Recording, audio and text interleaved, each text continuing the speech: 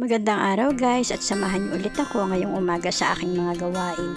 Sinisimulan ko to sa pagliligpit ng aking higaan at pag-ayos ng aking pwesto. Then bumababa na ako sa baba para linisin ng pwesto ni Maki. Then mag-map dyan, magwalis, then maglaban ng mga basahan at palitan yung mga basahan.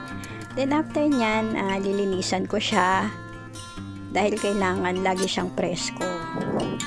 Kasi mainitin masyado yung aking alaga. Then after nyan, saka pa lang ako maghihilamos.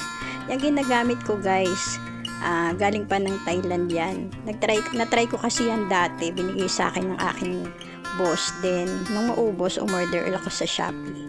Then after nyan, kailangan ko nang kumain. Then flex ko rin sa inyo yung binigay sa akin ng anak ko. Ayan, inorganize ko na siya para hindi sila mahirapan maghanap ng sapatos. At yun lang guys, maraming salamat sa panunood.